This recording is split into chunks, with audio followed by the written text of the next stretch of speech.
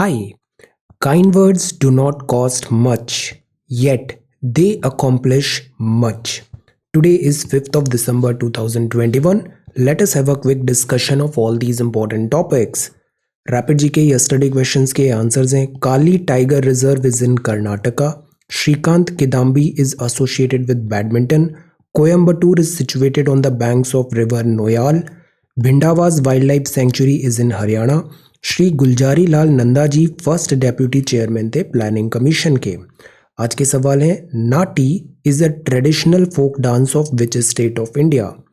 NPCI RuPay card देखा था हमने। National payments corporation of India का हेडक्वार्टर कहाँ पर है। Nameri national park is located in which state. The word mangal is used for which kinds of vegetation, किस वेजिटेशन फॉरेस्ट के लिए हम मंगल वर्ड यूज करते हैं। Which physics principle is used by bats for navigation.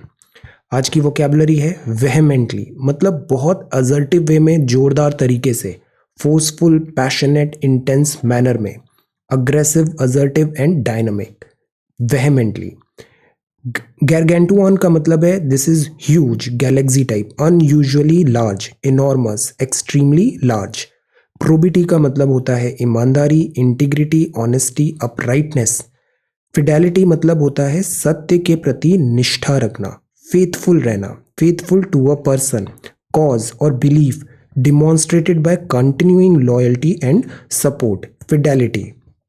Placket का मतलब होता है तसल्ली देना, मेक लेस एंग्री और हॉस्टाइल, पैसिफाई, काम, अपीज करना। सो ये वोकैबुलरी वर्ड्स हैं। If you come across any other important word, write down that word along with its meaning in the comment section down below. आज के topics हैं महाराष्ट्र गुजरात में Omicron का tally मिला है। एस्टाउंडिंग एजाज 10 विकेट्स लिए हैं एक इनिंग में। Then weaken Jawad drenches coastal Odisha, NDRF member हैं। हम फिर से एक बार देखेंगे डिजास्टर मैनेजमेंट साइकिल को। Then this is butterflies in Dakshina Kannada. This is India Russia AK-203 rifle deal 5000 crore की। मिस्टर पुतिन का अभी विजिट होना है, तो ये जो बैकग्राउंड वर्क है इस पे हम एक बार रिविजिट करते हैं। पार्लियामेंट पीपल की विल को सपोर्ट करती है, एम्बॉडीमेंट है। सुप्रीम कोर्ट ने कंडम किया red tapism, delays in these harassment cases. आज हम समझते हैं PAC के बारे में। PAC public accounts committee, friend of CAG। Then आज संडे है तो आज साइंस एंड टेक्नोलॉजी है, ये स्नैपशॉट्स हैं।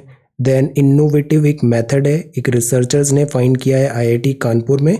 दिस जो सर्ज आ जाता है इलेक्ट्रिक ट्रांसमिशंस में, उसको हम कैसे डील करें। This is dam safety bill, we were waiting for this article topic, dam safety bill. FAQ में आज डिटेल में इसको समझते हैं। Then this is about individual statutory bail, और ये है how is hallmarking being implemented, and this is about Mulla Periyar Dam. So we are going to talk about all these important topics in next about 35 to 40 minutes. Our reference material is this, The Hindu, Delhi Sunday edition। सी आज Sunday है तो आज editorials नहीं आते हैं। आज हम देखेंगे science and technology section. One more thing, answer writing हम एवरीडे कर रहे हैं, बट हमें रिवीजन का टाइम नहीं मिल रहा है। सो let us do one thing, Sunday को हम ऑफ लेते हैं फॉर आंसर राइटिंग, और संडे को आपका जो काम होगा वो ये होगा कि मंडे टू सैटरडे आपने जितने भी टॉपिक्स पढ़े हैं उसको बड़े ऑनेस्टली आपको रिवाइज करना है। संडे को रिवीजन करना है, मंडे टू सैटरडे जितने भी क्वेश्चंस हमने प्रिपेयर किए हैं उसकी लर्निंग को कंसोलिडेट करना है। ओके, तो इससे रिवीजन के लिए भी हमें थोड़ा एक ब्रेक मिलेगा। Okay, so this is there. Second thing, economics का अर्लियर आई वॉज ट्राइंग कि जो इकोनॉमिक के कीवर्ड्स हैं वो न्यूज़पेपर में ही कंटिन्यू करें। This is a good idea, इसका एक सेपरेट प्लेलिस्ट बनाते हैं और ये काम भी हम मंडे से स्टार्ट करेंगे। तो इकोनॉमिक्स में A to Z जितने भी टॉपिक्स हैं, जितने भी कॉन्सेप्ट्स हैं, तो स्मॉलर वीडियोज़ होंगे, पर्टिकुलर टॉपिक बेस्ड वीडियो होंगे, और ये जितने भी 200-250 वर्ड्स जो मैं हमेशा बोलता हूँ 200-300 कीवर्ड्स हैं इकोनॉमिक्स के, 1 by 1 200-300 वीडियोज़ में, शॉर्टर वीडियोस में ये सारे कीवर्ड्स हम अच्छे से समझ लेंगे। ओके, तो ये भी काम हम स्टार्ट करते हैं from tomorrow Monday. Alright, so let us come back to this newspaper discussion. Fresh case in Maharashtra and Gujarat takes Omicron tally to 4. तो ये नंबर हैं ओमिक्रॉन वेरिएंट है, काफ़ी तेज़ी से फैलने का इसका हमें फियर है। लेट अस सी राइजिंग काउंट, तो सी ये सारे नंबर्स हैं। अगेन इसमें बहुत ज़्यादा ड्वेल नहीं करते हैं, wait and watch, rumour mongering नहीं करना चाहिए। And frankly speaking we don't know, अभी it's too early, we are investigating this variant. Let us see astounding Ajaz, ये न्यूजीलैंड की जो टीम है इसमें एक इनिंग में 10 विकेट्स लिए एक इनिंग में। सो this is again a brilliant achievement. इससे पहले ऐसा अचीवमेंट पहले हुआ है टेस्ट हिस्ट्री में, जिम लेकर ऑफ इंग्लैंड और Anil Kumble of India 10 wicket लिए थे एक इनिंग में। तो कीवी ने ये परफॉर्मेंस दिया, wonderful. Then this is about weekend Jawad drenches coastal Odisha में फिर साइक्लोन्स आ रहे हैं। दिस इज ओडिशा जो हमारी बे ऑफ बंगाल कोस्ट है, और इधर आ रहा है साइक्लोन। इस साइक्लोन का नाम रखा है जावद। अब लेटेस्ट रिवाइज कि साइक्लोन के नेम कैसे होते हैं, बिकॉज इस पे पहले भी एक बार सवाल आ चुका है। Naming helps the scientific community, experts, disaster management teams and the general public to identify each cyclone. अब एक साइंटिफिक नेम है और एक कॉमन हमने एक नेम डिसाइड कर लिया, तो जो कॉमन नेम है ना, तो उससे उसको आइडेंटिफाई करना ज़रूरी हो जाता है, ईजी हो जाता है। जैसे पहले हमको पता है साइक्लोन अम्फन आया, अभी हमें पता है साइक्लोन जावद आया। तो जो पब्लिक है, नॉर्मल कोर्स ऑफ डिस्कशन है, तो उसमें ये आइडेंटिफिकेशन ईजी होता है। तो इसीलिए हम नाम रख देते हैं साइक्लोन का। इससे कंफ्यूजन दूर होता है। इफ़ 2 और मोर साइक्लोन्स आर अकरिंग साइमल्टेनियसली, जैसे निसर्ग आया था एक बार इधर टूवर्ड्स हियर एंड इधर एक दूसरा साइक्लोन आया था, तो naming is good. It allows to disseminate warnings effectively much wider audience को, और यही हमें करना है, effective dissemination of warnings. Community preparedness होता है, फ्यूचर रेफरेंस के लिए भी नेमिंग इज गुड। तो ये हमने एस्टैब्लिश किया फैक्ट कि नेम रखना क्यों ज़रूरी है साइक्लोन का, ताकि यूनिकली आइडेंटिफाई हो और इंफॉर्मेशन डिसेमिनेशन हो। The names of the cyclone should be short, simple, easy to understood, तो ईजिली समझ में आए। अब मेजर क्राइटेरियन क्या होगा कि ये ऐसे नाम रखें जो ज़्यादा कल्चरली सेंसिटिव नहीं हो, इन्फ्लेमेटरी मीनिंग नहीं हो, मीनिंग उसका कुछ और डिस्टॉर्ट नहीं हो। तो ऐसा करके हम एक कंसेंसस बनाते हैं और साइक्लोन्स के एक नाम रख देते हैं। तो क्यों रखते हैं साइक्लोन का नाम, और क्या हम यहाँ पे ध्यान रखते हैं साइक्लोन का नाम रखने पर। अब प्रोसीजर क्या होगा, तो प्रोसीजर ये है कि the naming of the cyclone is done by world meteorological organisation, WMO, united nation economic and social commission for Asia and Pacific.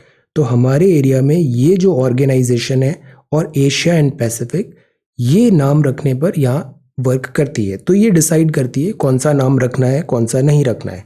अब इस पैनल में कितने कंट्री हैं, तो इस एरिया के कंट्री होंगे India, Bangladesh, Myanmar, Pakistan, Maldives, Oman, Sri Lanka, Thailand, Iran, Qatar, Saudi, UAE and Yemen. तो ये 13 कंट्रीज जो हैं, ये मिलके डिसाइड कर लेते हैं इस पैनल में कि जो नया कोई साइक्लोन आया है तो उसका क्या नाम रखा जाए। तो इसी तरीके से ये जो नाम है रखा गया है। ये नाम किसने सजेस्ट किया, आंसर, और इसका मीनिंग क्या है। Okay, so this is this naming of cyclone. ये सवाल भी 2013 में आया था कि साइक्लोन्स के नेम कैसे रखे जाते हैं। So this is the way, और this is why we name cyclones.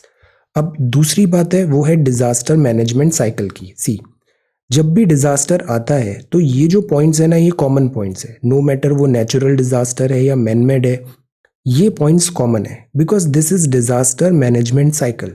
सबसे पहले हम करते हैं प्रिपरेशन, प्री इम्पैक्ट बोलते हैं। साइक्लोन्स आने वाला है, पहले से तैयारी करो, बिल्डिंग्स को, स्ट्रक्चर्स को मजबूत करो, लोगों में अवेयरनेस करो, रिसोर्सेज जमा करो। तो दिस इज प्रिपरेशन। फिर आता है रेस्पॉन्स मतलब साइक्लोन आ गया है, अब इफेक्टिवली रेस्पॉन्स करो, this is emergency response. Then cyclone हो गया, अब साइक्लोन चला गया तो रिकवरी करो, रीस्टोरेशन करो, रिकंस्ट्रक्शन करो, तो ये हो गया पोस्ट इम्पैक्ट।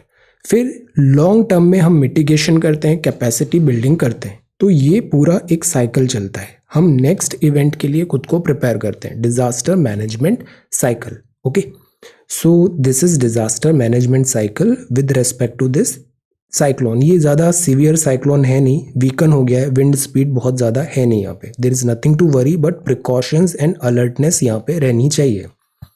देन ये पैनल है अभी demand with centre and farmers agitation. Government clear करेगी all Air India dues this fiscal, तो पूरा जो पेंडिंग है 62,000 करोड़ का, कल हमने पढ़ा था, ये लाइबिलिटीज एंड एसेट्स जो हैं ये पूरा गवर्नमेंट क्लियर कर देगी, और इसके लिए गवर्नमेंट ने सप्लीमेंट्री ग्रांट्स की भी बात की थी, Air India dues. Then this is culture mapping of 80 villages kicks off, ये इंपॉर्टेंट टॉपिक है, इसको एज अ टेम्पलेट यूज करना है कभी जब हमें सजेशंस की बात है। Art and culture paper 1 GS1।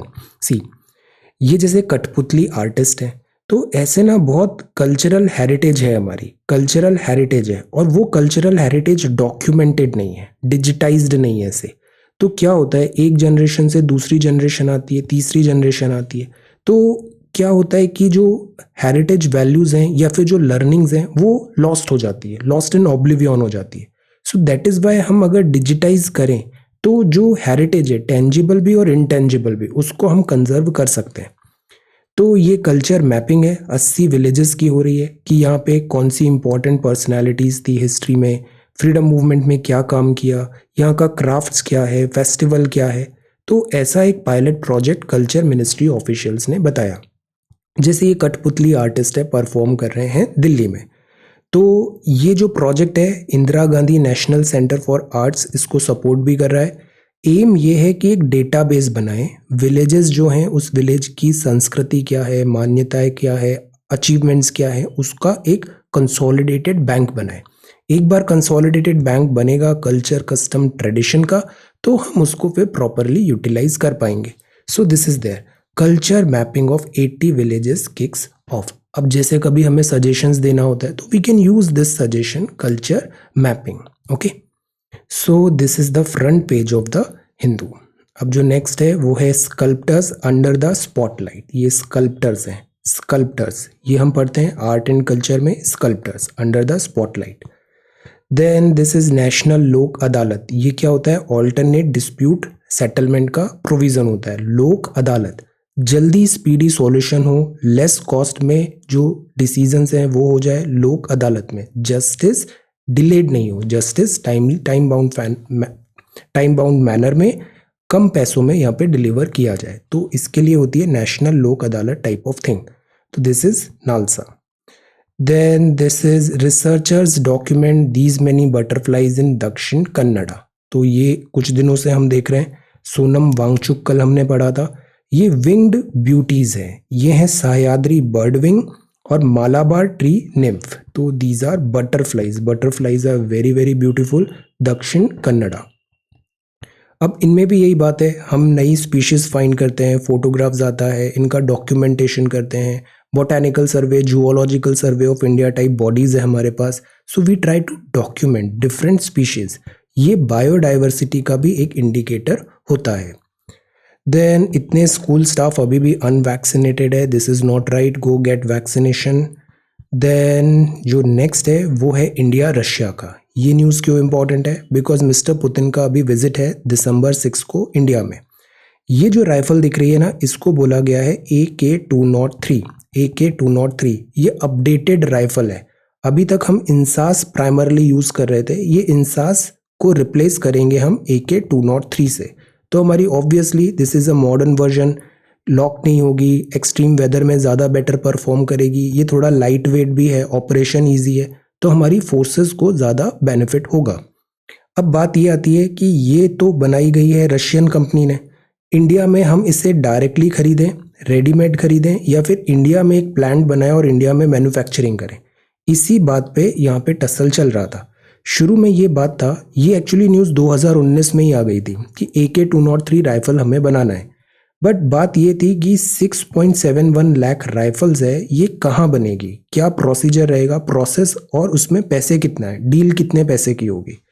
तो शुरुआत में ये हुआ कि 70,000 जो राइफल है वो हम रेडीमेड बुला रहे हैं, 6.71 टोटल नंबर है, 70,000 हम रेडीमेड खरीदेंगे रशिया से, और जो बची 6.1 लाख है वो हम यहाँ पे बनाएंगे।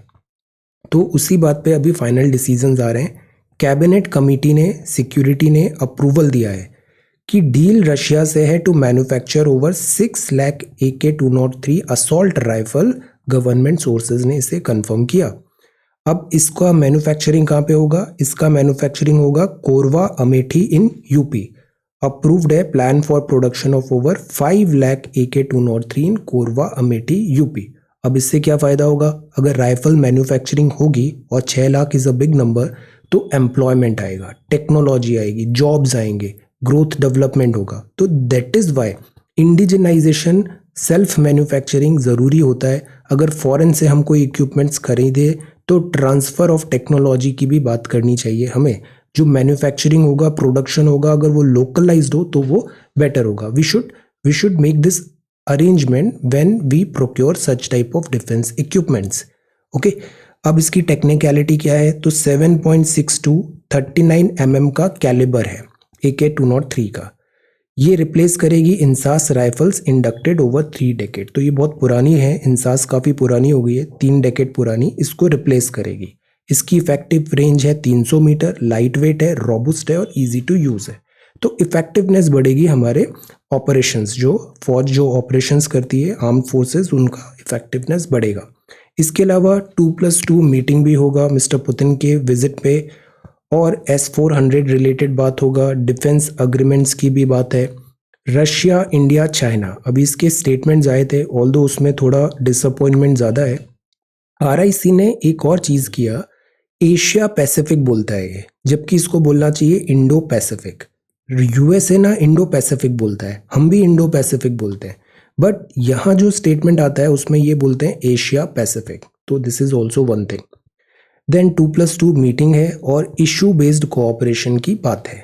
तो लेट अस सी, 6 दिसंबर को मिस्टर पुतिन इंडिया आएंगे और तब हम बड़े डिटेल में एक आंसर राइटिंग करेंगे इंडिया और रशिया के रिलेशंस पे। Okay, meanwhile reciprocal exchange of logistics agreement हुआ है, ये भी साइन होने की बात है। देन जो Iglas shoulder fired missile system है, इस पे भी डेवलपमेंट होगा। यूक्रेन इशू कल ही हमने देखा था, रशिया और यूक्रेन को बैक कर रहा है नाटो, फ्रिक्शन का पॉइंट है। लेट अस सी यहाँ पे क्या डेवलपमेंट होता है, ऑल्दो ये सारी बातें अभी बायलैटरल मीट पे नहीं उठनी चाहिए। लेट अस सी, कोविड-19 का थ्रेट है और चाइना बॉर्डर इशू भी, इंडिया, चाइना एंड रशिया का क्या स्टैंड है, ये हम देखते हैं क्या क्लैरिफिकेशन आता है। रशिया, अब जैसे हमें पता है, एक बहुत बड़ा कंट्री है, तो जो ये ईस्टर्न पार्ट है ना रशिया का, ईस्टर्न पार्ट व्लादिवोस्टॉक है, इधर जापान है, इधर चाइना है, तो यहाँ जो है एरिया वो लेस डेवलप्ड है। तो इसीलिए चेन्नई व्लादिवोस्टॉक मैरीटाइम कॉरिडोर बनाने की बात है, कनेक्ट करें रशिया का far east, eastern part towards this Pacific with India. तो डेवलपमेंट, इंडिया यहाँ इन्वेस्टमेंट्स भी कर रहा है। तो ये कुछ अर्ली पॉइंटर्स हैं। पैक्ड एजेंडा है, awaits Putin in short visit, इसको भी और डिटेल में हम देखेंगे। Then veteran journalist Vinod Dua साहब dies at 67। Supreme Court condemns red tape in sexual harassment cases. Problem क्या होता है, जस्टिस मिलेगा बट उस जस्टिस का जो प्रोसीजर है ना वो खुद पनिशमेंट के बराबर है। Don't make process a punishment for victims. Victims को जस्टिस देना है, बट जस्टिस देने के लिए इतनी हार्डशिप्स आती है, जो पूरा प्रोसीजर है वो खुद एक बहुत बड़ा टॉर्चर एंड पनिशमेंट बन जाता है। सो दैट इज़ वाई ये जो केसेस हैं, रेड टेपिज्म है, इसको कंडम किया सुप्रीम कोर्ट ने। Okay, so this is this. Then अब जो नेक्स्ट है, parliament and embodiment of people's will says president. तो प्रेसिडेंट साहब ने कहा जो पार्लियामेंट है ये लोगों की विल को रिफ्लेक्ट करता है, it is an embodiment of people's will. Good line, embodiment of people's will. तो ये प्रेसिडेंट साहब ने रिमाइंड किया parliamentary conduct, parliamentary hopes, aspiration जो पीपल रखते हैं पार्लियामेंट से, ये सब चीज़ें पार्लियामेंट डिलीवर करे। तो welfare, social security of needy people is an important obligation of the government. Note down this line, welfare और सोशल सिक्योरिटी दोनों। वाइडर डिबेट है, हार्मोनाइज करें वेलफेयर एंड डेवलपमेंट ऑब्जेक्टिव्स भी, स्पेशली कोविड के backdrop में। Short term और long term development objectives को भी इक्वल अटेंशन देना चाहिए। फाइनेंशियल डिसिप्लिन भी हो, बजटरी एक्सपेंडिचर एंड ऑल, ये यहाँ पे बताया। अब जब बात आती है फाइनेंशियल डिसिप्लिन की, तो एक कमिटी है, वो है PAC, जिसी की बैकड्रॉप पे ये सारा अभी फंक्शन हुआ था, बिकॉज 100 साल हो गए हैं पीएससी को बने। पीएससी क्या होता है? Public account committee.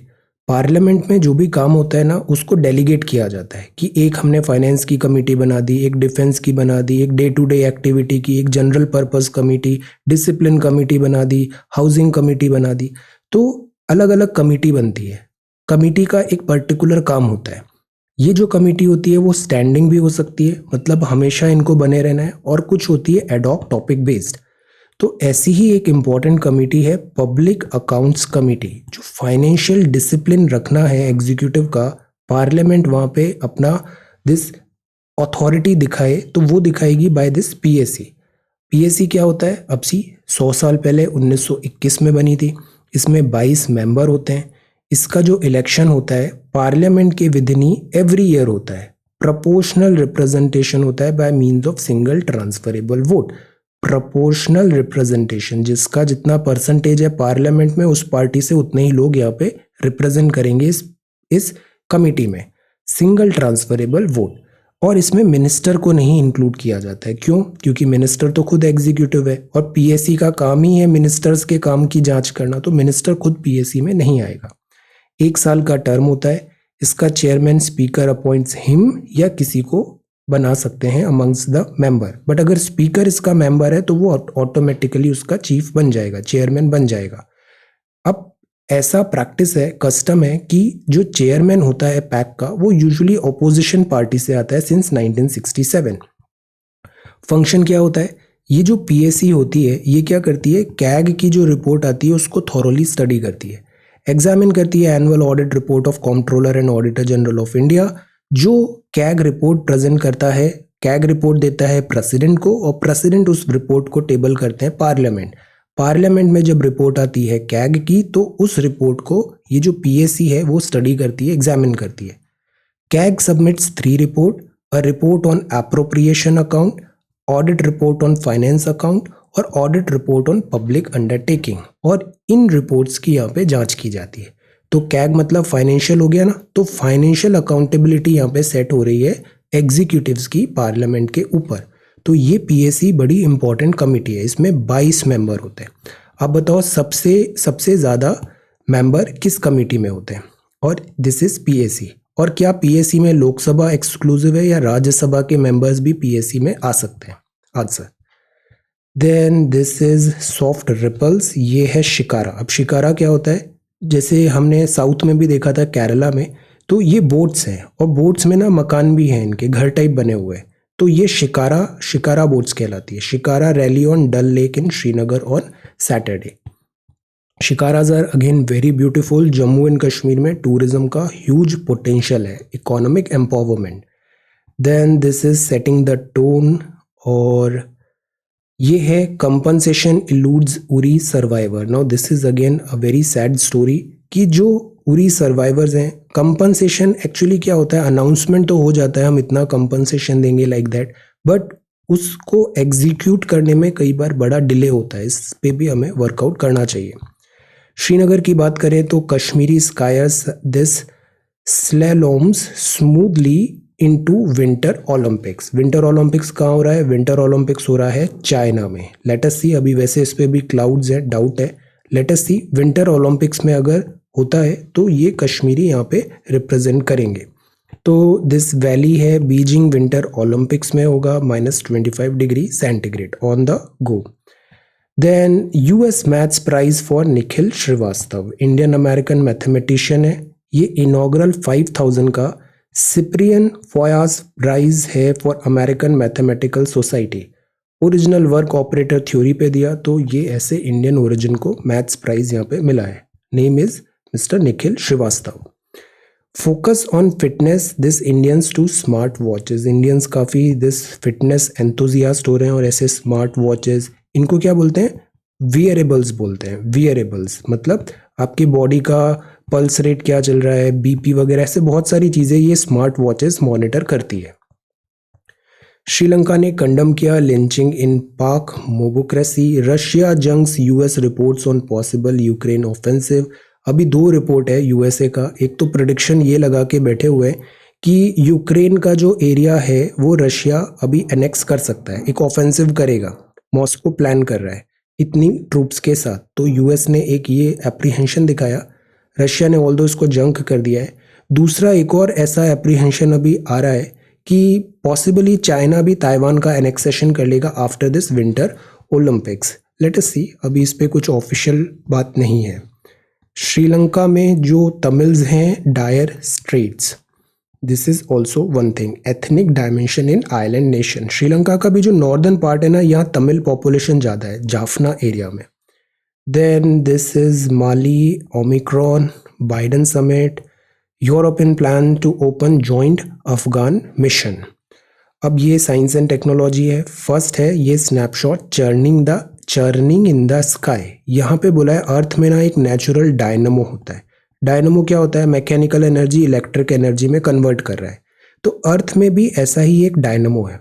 ये डायनमो क्या करता है? विंड्स की जो मैकेनिकल एनर्जी है उसको ये डायनमो कन्वर्ट करता है इलेक्ट्रिकल सिग्नल्स में। इलेक्ट्रिकल जनरेटर है, तो विंड ड्रिवन है mechanical, electric generator, electricity signal बन रहा है। तो ये डायनमो बड़े ह्यूज स्केल का है, अर्थ प्लानिटरी लेवल का है, 100 किलोमीटर अबव अर्थ सरफेस है। नासा का एक आइकन मिशन है जिसमें ये स्टडी किया गया। आयोनोस्फेयर है ना। ये सब चीज़ें आप एक बार ज्योग्राफी का एनसीईआरटी कंप्लीट कर लो, ज्योग्राफी क्लास 11th, उसमें जो फंडामेंटल्स है फिजिकल ज्योग्राफी के, वो बड़ी अच्छी बुक है। 15-16 चैप्टर्स हैं, एक बार आप गो थ्रू कर लो उस चैप्टर को। एनसीईआरटी वैसे ही बड़े इजी मैनर में लिखी हुई है, उसमें अननेसेसरी डिस्टॉर्शन नहीं करना चाहिए। आप उसको लाइन को ऐसे ऐसे पढ़ो, इजी टू अंडरस्टूड है। इससे क्या फ़ायदा होगा? एक तो क्विकली आपकी बुक कंप्लीट होगी, सेकंड ये चीज़ें जो बेसिक्स हम देखते हैं इसका एक प्राइमर सेट हो जाएगा, फंडामेंटल्स करेक्ट हो जाएंगे। ओके, तो ये जैसे आयोनोस्फेयर है, अब उसमें एटमॉस्फेयर टॉपिक देखो, ट्रोपोस्फेयर, आयोनोस्फेयर, मीजोस्फेयर, ये सब चीज़ें हो जाएगा।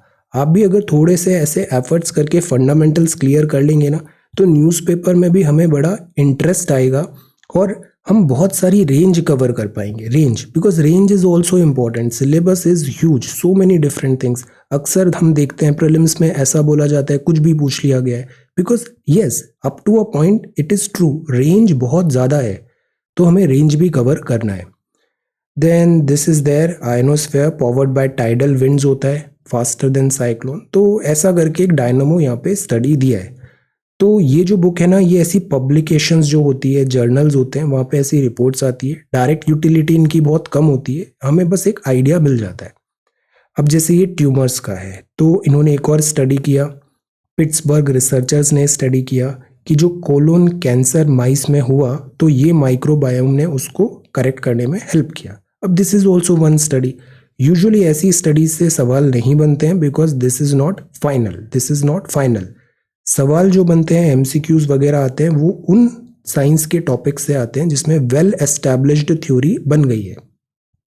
देन ये जेंडर इम्बैलेंस है, ये क्या है? अंटार्कटिक की फर सील है। अंटार्कटिक, आर्कटिक ऊपर है, अंटार्कटिक नीचे है, तो this is Antarctic fur seal. तो ये अंटार्कटिक की सील्स हैं, और इसमें भी क्या होता है, जो मेल और फीमेल है, ये दिस आफ्टर मेटिंग से they move to different direction, और अकॉर्डिंगली वहाँ की ज्योग्राफी क्या है, इस टाइप से इनमें पॉपुलेशन डिसबैलेंस होता है। जैसे female seals move towards warmer zone, male stay put in the Antarctic, और इसके कारण फिर डिफरेंट इनके चैलेंजेस आते हैं, ज्योग्राफिकल चैलेंजेस आते हैं, तो पॉपुलेशन में बैलेंस कई बार जेंडर इम्बैलेंस हो जाता है। अब जो दूसरा है वो है innovation that can better protect power grid. अब ये जो सवाल है ना, ये भी क्या है? रिसर्चर्स हैं, हम इतने टाइम से डेली देख रहे हैं इन्हें, हर संडे को। ये रिसर्च वर्क होता है, इनका भी फाइनल यूटिलिटी आज की डेट में नहीं है, these are just new dimensions. तो ये एक आईआईटी कानपुर के रिसर्चर्स ने बताया, पावर ग्रिड होती है। पावर ग्रिड में क्या होता है, कई बार कोई फ्यूज हो गया, कोई स्पार्क हो गया, कोई सडन सर्ज हो गया, तो डिसबैलेंस बन गया। अब ग्रिड को फिर से खुद को स्टेबलाइज भी करना है, वरना तो ग्रिड कोलैप्स हो जाएगी। एक बार इंडिया में हुआ था, ग्रिड कोलैप्स हुई थी ऐसी। तो द पॉइंट इज, इसके लिए हम क्या टेक्निकल सॉल्यूशंस करें? तो एक इनोवेटिव वेरिएशन है super conducting fault current limiter. एक लिमिटर बना दिया है हमने, और ये सुपर कंडक्टर बेस्ड है। सुपर कंडक्टर वो होता है कि इलेक्ट्रिक सिग्नल जा रहा है बट उसको रेजिस्टेंस नहीं मिल रहा है, R = 0। If R is equal to 0, there is no resistance, that means it is a superconductor. अब सुपरकंडक्टर यूजुअली हम अचीव करते हैं बहुत लो टेम्परेचर वाले में, जो नॉर्मल वर्किंग टेम्परेचर है उसमें ये चीज़ डिफ़िकल्ट है अचीव करना। बट हमने एक्सपेरिमेंटल दिस यहाँ पे देखा है, ये शील्ड कर सकता है ग्रिड को। जब लार्ज करंट ड्रॉ हुआ, सर्ज हुआ, फायर एक्सीडेंट्स हुए, तो ग्रिड प्रोटेक्शन का ऐसा एक इनोवेशन किया है इन्होंने, पावर ग्रिड्स। अब कोविड रिलेटेड भी हमने बहुत सारी थ्योरीज पढ़ी है, जैसे ये ऑक्सफोर्ड वैक्सीनेशन से रिलेटेड है। देर आर सम केसेस जहाँ पे ब्लड क्लॉट्स हुए थे, रेयर ऐसे कुछ केसेस हुए हैं। सिमिलरली अब ये बात है ओमिक्रॉन को, इस पे भी अभी नहीं बात करनी चाहिए हमें। Actually it's very divided. Some people are saying कि ये बहुत तेज़ी से फैल रहा है but this is not deadly. Some people are saying कि वेट एंड वॉच, देखते हैं इस पे अभी फाइनल क्या स्टडीज़ आती है, लेट्स वेट। तो लेट्स वेट, वरना क्या होता है हम ऐसे कमेंट्स अननेसेसरी इन सब इंपॉर्टेंट मैटर्स में हमें नहीं बोलना चाहिए, because we don't know. Let us wait, ICMR जो बोलेगा हम वो देखेंगे। वेयर डिड वेस्टर्न हनी बीज कम फ्रॉम? अब ये हनी बी का ओरिजिन है कि ये अफ्रीका में आई थी, इनका सोर्स था। गुड, सो ये सारे टॉपिक्स हैं। अब जैसे ये है डिटेक्टिंग ओमिक्रॉन, यहाँ पे भी ये बात है, थ्योरी दिया हुआ है RT-PCR से, ऑल दो डिटेक्ट तो हो रहा है ओमिक्रॉन, बट इस टाइप की जो न्यूज़ है ना उसका यूटिलिटी भी बड़ा कम होता है। लेट अस सी, कल अगर डिटेक्ट होने लग गया देन व्हाट? अब S gene drop out capability से हम वेरिएंट्स चेक करते हैं। तो ये टेस्ट होता है, 3 टारगेट जीन्स देखते हैं, वायरस डेड अलाइव दोनों हैं, तो हम उसमें जीन्स देख रहे हैं related parts of the virus, कि उसमें स्पाइक प्रोटीन में क्या चेंजेस हुए, N2 न्यूक्लियो कैप्सिड और इनर एरिया में क्या चेंजेस हुए, एनवलप और आउटर शेल में क्या हुए। द आइडिया इज इसके थ्रू हम वायरस के डिफरेंट जो वेरिएंट्स बन गए ना उनको चेक करने की कोशिश कर रहे हैं। S gene refers to the gene that codes for the spike protein. तो वायरस का ऐसा म्यूटेशन हो रहा है, दिस इज़ वेरी नॉर्मल। अक्सर ऐसे वायरस म्यूटेट करते हैं, फिर ऐसा भी होता है कि वो पैंडेमिक से फिर एंडेमिक में कन्वर्ट हो जाते हैं। स्पेनिश फ्लू के साथ यही हुआ था।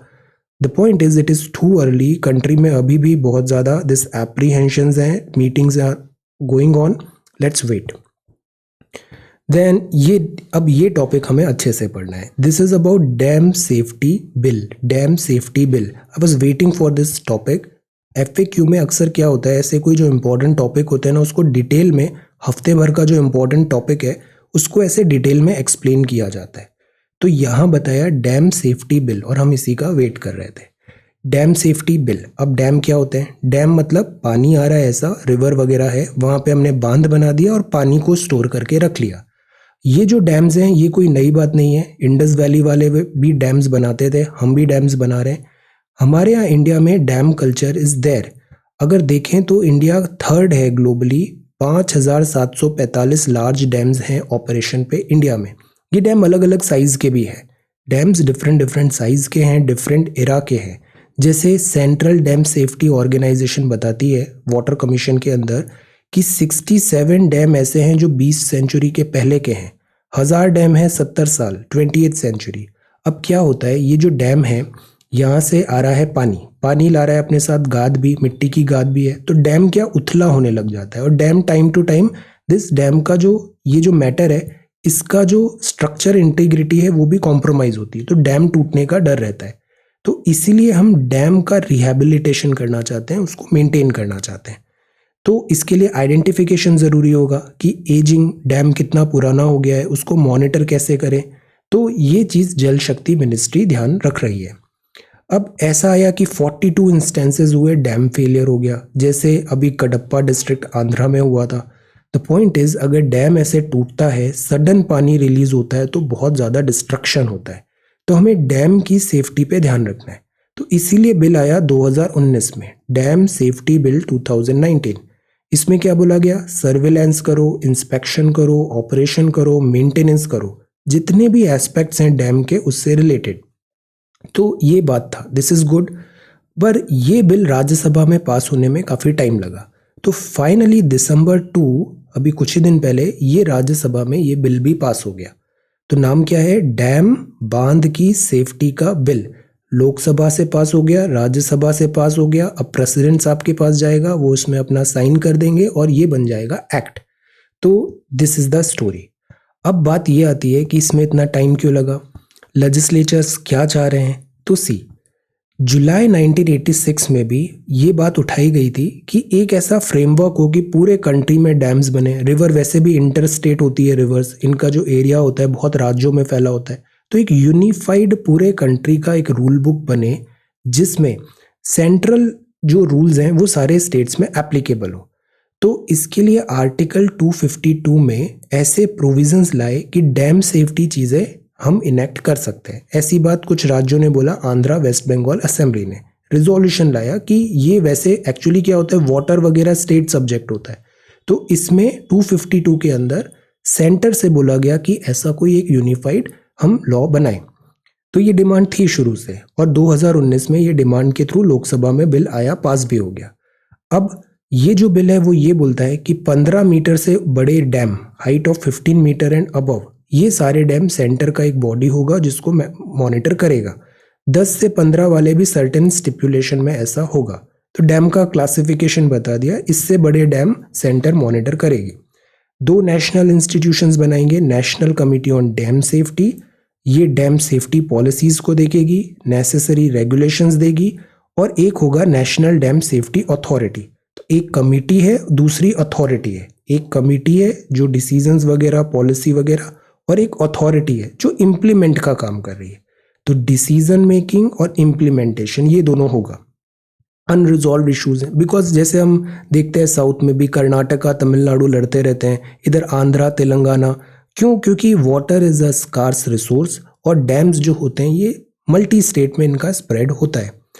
तो ऐसे करके बिल आया। लेजिस्लेशन ने एक डैम सेफ्टी ऑर्गेनाइजेशन की भी बात की, एक बिल सेफ्टी कमेटी बनाने की भी बात की, जो construction, operation, maintenance, supervision, regular सारा काम करेगी। अब बात आती है इसमें मुद्दा क्या है, कंटेंशियस इशू क्यों बना ये? तो कंटेंशियस इसलिए बना कि कर्नाटक, केरल, तमिलनाडु, उड़ीसा, इन्होंने अपोज किया कि ये जो वाटर सब्जेक्ट है ये तो स्टेट का सब्जेक्ट है, सेंटर यहाँ पे क्यों नियम बना रहा है? एनक्रोचमेंट हो रहा है सोवरेनिटी ऑफ स्टेट्स में टू मैनेज देयर डैम। और स्पेशली तमिलनाडु को बड़ी प्रॉब्लम हुई क्योंकि तमिलनाडु मैनेज कर रहा है मुल्ला पेरियार डैम। तो तमिलनाडु ने कहा अगर ऐसा कोई नया बिल विल आ जाएगा तो मुल्ला पेरियार का जो मैनेजमेंट है वो सेंटर के पास चला जाएगा। देन स्टेट्स को लग रहा है this is encroachment on their sovereignty, तो दैट इज वाई इसका अपोजिशन हो रहा था। देन पेमेंट ऑफ कंपनसेशन पे क्या होगा, कॉन्स्टिट्यूशनल वैलिडिटी लेजिस्लेशन जो है, वाटर क्योंकि स्टेट सब्जेक्ट है कैसे जस्टिफाई करेंगे, इन सब बातों के कारण डिले हुआ। तमिलनाडु क्रिटिक इसलिए था बिकॉज तमिलनाडु 4 ऐसे डैम्स हैं, Mulla Periyar dam, structural stability and safety debate है पिछले 40 साल से, मुल्ला पेरियार, केरला और तमिलनाडु लड़ाई करते हैं। देन पराम्बीकुलम है रिजर्वॉयर इरिगेशन के लिए। तो तमिलनाडु को इसका मैनेजमेंट एक सेंट्रल बॉडी हो जाएगी, स्टेट के बजाय सेंट्रल बॉडी हो जाएगी। तो इस बात पे दिस ऑब्जेक्शंस उठे, सेंटर या फिर स्टेट सब्जेक्ट। अब यहाँ पर एक पार्लियामेंट्री स्टैंडिंग कमेटी आई, उसने बोला एंट्री 56 है यूनियन लिस्ट की, इसके अंदर हमने ये लेजिस्लेशन बनाया है बिकॉज पब्लिक इंटरेस्ट में डैम कोलैप्स वगैरह होते हैं तो एक बड़ा इशू बन जाता है, तो regulation of uniform dam safety होना ज़रूरी होता है। फिर एंट्री 17 भी बताया स्टेट लिस्ट का, जो बार नहीं करता है union to frame a law on the subject because this is again about public safety and all. तो ऐसा करके इन्होंने, सेंटर ने रूल बना दिया डैम सेफ्टी, जो इन अ वे ज़रूरत भी है बिकॉज डैम्स जो हैं इनका स्प्रेड मल्टी स्टेट्स में होता है। और फिर क्या होता है, स्टेट्स में भी हमने देखा है अक्सर टेंशन्स हो जाते हैं, डैम के operations and safety and this all compromise होता है। And because we know dams are ageing, so we need a proper mechanism for dam safety. So overall हम इसको डिफेंड कर सकते हैं दिस डैम सेफ्टी बिल को। सो this is dam safety bill. अभी देखते हैं अब आगे इसमें और कुछ जो एडिटोरियल्स एंड टेक अवेज होंगे हम इसमें ऐड कर देंगे।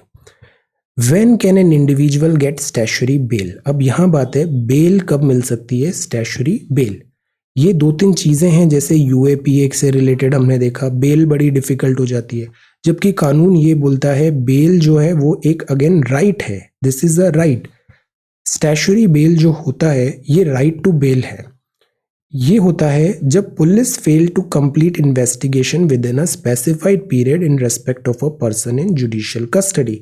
कंप्लेन आया, उस पर्सन को आपने कस्टडी में ले लिया, बट अभी जो चार्ज लगा है वो प्रूव तो नहीं हुआ।